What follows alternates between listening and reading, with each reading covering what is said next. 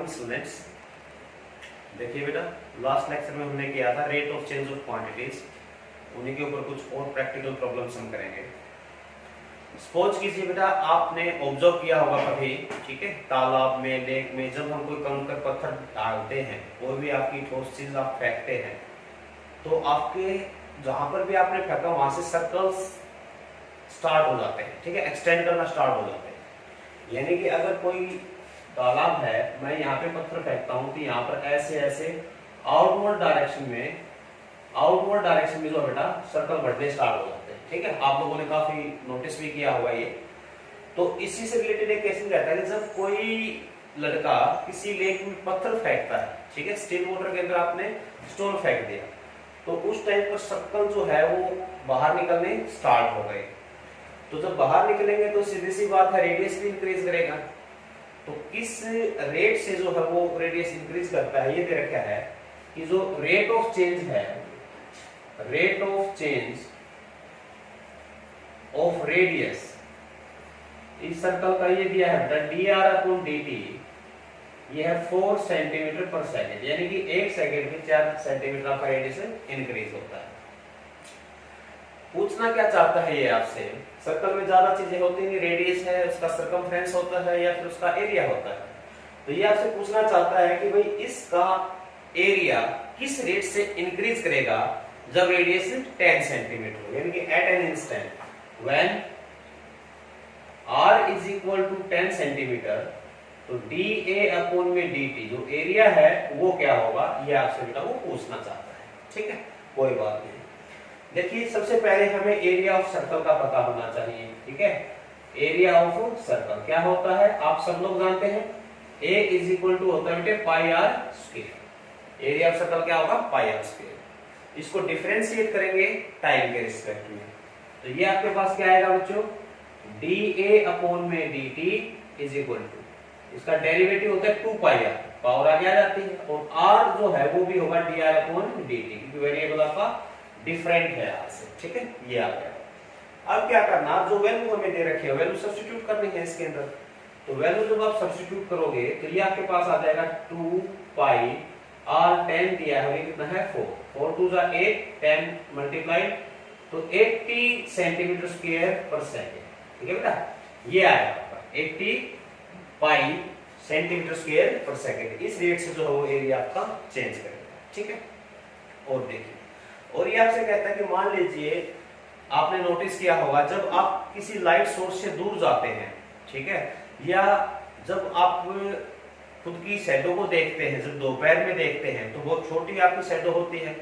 जैसे जैसे जो है दिन ढलता है, सनसेट होगा, तो आपकी शैडो की लंबाई जो है इंक्रीज करना स्टार्ट हो जाती है। मतलब ये होगा कि जब आपका लाइट सोर्स दूर होगा आपसे, या आप लाइट सोर्स से दूर जाते हैं, तो जो शैडो होती है बेटा वो आपकी बड़ी होनी स्टार्ट हो जाती है। तो इसी तरह से एक प्रॉब्लम आपको दी है कि एक लाइट सोर्स लगा है टॉप ऑफ पोल के ऊपर, ठीक है, टॉप ऑफ पोल पे एक लाइट सोर्स है, इस पोल की हाइट है बेटा 6 मीटर, कितनी आपकी 6 मीटर।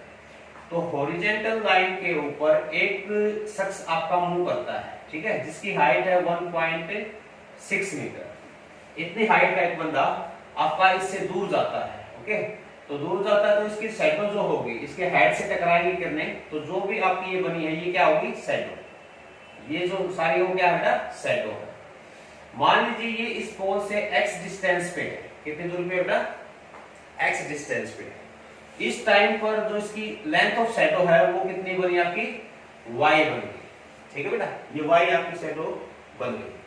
अब ये आपसे क्या कहता है कि अगर जो स्पीड है इसकी आगे जाने की, वो आपकी है 1.1 मीटर पर सेकंड, एक सेकंड में 1.1 मीटर ये आगे मूव करता है। तो स्पीड क्या होती है, मैंने कहा था, जैसे कल बताया था आपको, ये होता है rate of change of distance with time, यानी कि dx/dt। ये क्या दे रखा है बेटे आपको, dx/dt, ये आपको दे रखा है। पूछना क्या चाहता है कि अगर इस इंस्टेंट के ऊपर when x is equal to 1 metre, अगर 1 मीटर हो, इस इंस्टेंट के ऊपर rate of change of shadow ये क्या होगा, ये वो आपसे पूछना चाहता है, ठीक है बेटे। देखिए इस केस में हम क्या करेंगे, जो बाकी आपने क्वेश्चंस किए हैं ये जो अभी किया था इसमें आपके पास डायरेक्ट फॉर्मूले होते हैं, यानी रिलेशन होता है वेरिएबल्स के बीच में। यहां पर तो कोई रिलेशन आपको दिया नहीं है, और जब तक आप एक्स वाई के बीच में रिलेशन नहीं स्थापित कर सकते तब तक क्वेश्चंस को नहीं आगे फॉरवर्ड कर सकते। तो सबसे पहला काम है कि इसमें हम एक रिलेशन क्रिएट करते हैं। रिलेशन कैसे क्रिएट करोगे आप यहां से देखिए, आपको दिखाई दे रहा होगा कि दो राइट ट्रायंगल है A B C and D E C, ये दो राइट ट्रायंगल है बेटा, ठीक है। क्योंकि जो पोल होता है वो भी आपका परपेंडिकुलर वर्टिकल होता है हॉरिजॉन्टल के 90 डिग्री एंगल बनाता है। हम जो खड़े हैं हम भी परपेंडिकुलरली खड़े हैं हॉरिजॉन्टल के, तो ये दोनों आपके 90 डिग्री के एंगल हो गए। जो शैडो आपकी आई है तो दोनों ट्रायंगल्स के अंदर ये एंगल क्या है बेटा आपका कॉमन है। और जब दो एंगल आपके इक्वल होते हैं दो डिफरेंट ट्रायंगल्स के अंदर, तो हम क्या कहते हैं कि जो ट्रायंगल होंगी ए बी सी वो सिमिलर हो जाएगी ट्रायंगल डी ई सी। आपने 9th क्लास में पढ़ा भी है ये, दो ट्रायंगल सिमिलर हो गए आपकी एक क्राइटेरिया के द्वारा। अब देखिए दो ट्रायंगल अगर सिमिलर हैं तो उनकी साइड्स क्या होते हैं बच्चों प्रोपोर्शनल होते हैं। ओके, तो मैं इनकी साइड्स को प्रोपोर्शनल लेकर देखते हैं कि इसकी साइड ए बी अपॉन में इसकी side d e is equal to इसकी साइड बी सी अपॉन में इसकी साइड ई सी। ठीक है, अगर दो ट्रायंगल आपकी सिमिलर हैं तो साइड्स क्या होनी चाहिए उनकी प्रोपोर्शनल होनी चाहिए। ठीक है, तो यहां पर देखिए ए बी कितना दिया आपको 6, डी ई कितना है 1.6, BC टोटल कितना हुआ x ये था y ये था, ये क्या हो जाएगा x प्लस y अपॉन में EC क्या दिया बेटा आपको y। तो यहां से आपके पास आ गया 6 upon 1.6 is equal to x upon y plus 1, y upon y क्या हो जाएगा 1, सेपरेट कर दिया आपने। तो यहां से जो 1 को उधर लेके जाओगे तो 6 upon 1.6 minus 1 upon x upon y, यानी कि एलसीएम लोगे तो कितना बचेगा बेटा 4.4 अपॉन में 1.6। ठीक है, और y की भी मल्टीप्लाई करा देता हूं साथ के साथ, ये क्या आ जाएगा आपका x। यानी कि जब सिंपलीफाई आपने किया, ठीक है, तो यहां से y की जो वैल्यू आई 4 से कैंसिल कर दो, डेसिमल से डेसिमल कैंसिल, और 4 से आपका ये कट गया, तो y इज इक्वल टू आपके पास आ गया बेटे 4x अपॉन 11। ठीक है, ये रिलेशन आ गया आपका x और y के अंदर, ये रिलेशन आ गया। यहां से आपने सिंपलीफाई किया, y इक्वल टू आ गया 4x अपॉन 11। ठीक है, अब हमें निकालना था rate of change with respect to time, तो हम इसको क्या करेंगे डिफरेंशिएट कर देंगे। तो इसको क्या कहेंगे हम differentiating with respect to t, तो ये हो जाएगा dy अपॉन में dt is equal to 4 upon 11, x का क्या हो जाएगा बच्चा dx अपॉन में dt। अब 4 upon 11 multiply dx upon dt की वैल्यू कितनी दी है बेटा 1.1, यानी कि आप डेसिमल हटाते हैं तो ये आ गया 0.4 मीटर पर सेकंड। ठीक है बेटा, ये आपका चेंज आ जाएगा कि भाई जो है वो इस रेट से जो है वो चेंज करेगा। ओके, और देखिए जैसे ये कहता है कि मान लीजिए आपको कोई कर्व दे रखी है बेटा, ये कहता है कि y इज इक्वल टू कोई भी आपको कर्व दे दी, सपोज कीजिए y² is equal to 8x, ये कोई भी आपको कर्व दे रखी है। ठीक है, तो इसमें कंडीशन ये कहता है कि इस कर्व के लिए अगर rate of change of abscissa and ordinate are same, भाई जिस रेट से अब्सिसा क्या होता है x कोऑर्डिनेट होता है, ऑर्डिनेट आपका y, जिस रेट से अब्सिसा आपका चेंज करेगा उसी रेट से आपका क्या चेंज कर रहा है बेटा ऑर्डिनेट भी चेंज कर रहा है। तो बात यह है कि एक पॉइंट निकालिए, जब ऐसी कंडीशन बनती है तो उस कंडीशन के ऊपर आप पॉइंट निकालिए इस कर्व पे, कहां पर किस पॉइंट के ऊपर जो है जो rate of change of abscissa and ordinate वो सेम होगा। तो यहां से देखिए आपको गिवन क्या दिया है, आपको दिया है कि भाई जो ऑर्डिनेट है dy बाई dt वो इक्वल दे रखा है आपको बेटा dx अपॉन में dt, ये इक्वल दे रखा है। ठीक है, तो हमें निकालना है पॉइंट के लिए हम क्या करेंगे, जो आपको इक्वेशन ऑफ कर्व दी है इसको डिफरेंशिएट कीजिए, हम लिख देंगे यहाँ पे differentiating with respect to t।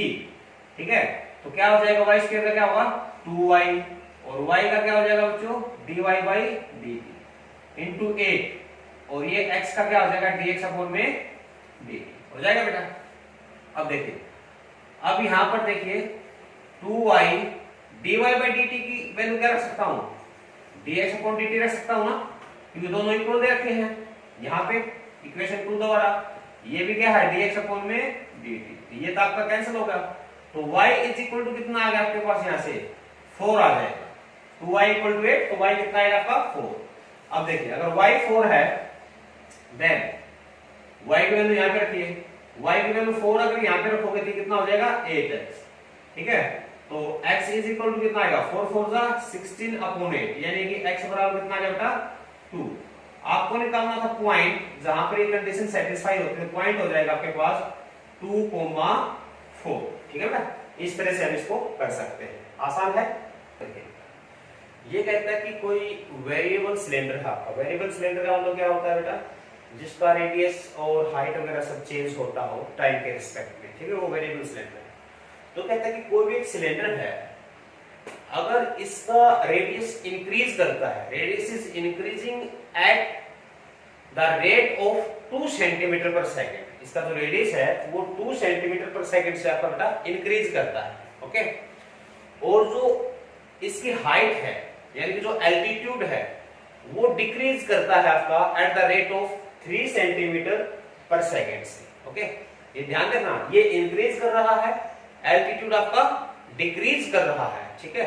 तो डिक्रीज के लिए हम क्या लिखते हैं, नेगेटिव साइन लगा देते हैं। नेगेटिव साइन आपका शो करता है कि ये आपका डिक्रीज कर रहा है, पॉजिटिव का मतलब इंक्रीज कर रहा है, ठीक है बेटा। तो अब ये क्या कहता है कि find the rate of change of volume. भाई इसका वॉल्यूम किस रेट से चेंज करेगा, इंक्रीज करेगा कि डिक्रीज करेगा, जब इसका रेडियस 3 सेंटीमीटर हो और एल्टीट्यूड आपका 5 सेंटीमीटर हो। इस इंस्टेंट पे आपको इसको बताना है, ठीक है। तो देखिए सबसे पहले जो हमारा काम है वो है कि रिलेशन स्थापित करना आर एच और वी के अंदर, ठीक है बेटा। तो यहां पर देखिए आप क्या कहोगे, वी नो वॉल्यूम जो होता है, वॉल्यूम ऑफ सिलेंडर, सिलेंडर का जो वॉल्यूम होता है v इज इक्वल टू, ये क्या होता है बेटा पाई आर स्क्वायर। 10th क्लास में आपने पढ़ा होगा, वॉल्यूम ऑफ सिलेंडर होता है पाई आर स्क्वायर h, ठीक है। तो अब इसको डिफरेंशिएट करेंगे, differentiating with respect to t, तो v का क्या हो जाएगा dv अपॉन में dt आ जाएगा v, ठीक है। और पाई आपका क्या है बेटे कांस्टेंट है, ठीक है। अब आर स्क्वायर, अब यहां पर देखिए एक वेरिएबल r है, एक वेरिएबल क्या है बेटा h है, तो कॉमन सेंस की बात हम प्रोडक्ट रूल यहां पे यूज करेंगे। तो जब r स्क्वायर को मैंने ऐसे ही रखा तो h का क्या हो जाएगा dh अपॉन में dt आ जाएगा, प्लस h को ऐसे ही रखोगे तो r का कितना हो जाएगा 2r, और फिर dr अपॉन में क्या हो जाएगा बेटा dt। ये क्या आ गया आपका, इसका डिफरेंशिएशन आ गया, ठीक है, कोई बात नहीं। अब हमें निकालना था rate of change of volume, ठीक है। कब निकालना था, जब r इक्वल टू है 3 सेंटीमीटर और h कितना बेटे 5 सेंटीमीटर। तो पाई आपका बाहर है, r स्क्वायर कितना है 3 का स्क्वायर, ओके, इनटू में dh upon dt, dh upon dt की वैल्यू कितनी है -3, ओके, -3 प्लस h कितना दिया आपको 5 दिया है, 2 मल्टीप्लाई r कितना दिया है 3 दिया है, dr अपॉन dt कितना है 2 दिया है। तो इसको जब आप सॉल्व करेंगे तो पाई ये हो जाएगा माइनस का 27 और ये कितना हो गया आपका प्लस का 60, ठीक है बेटा।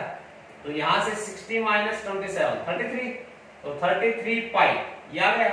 वॉल्यूम है तो क्यूबिक सेंटीमीटर पर सेकेंड, यानी कि जो वॉल्यूम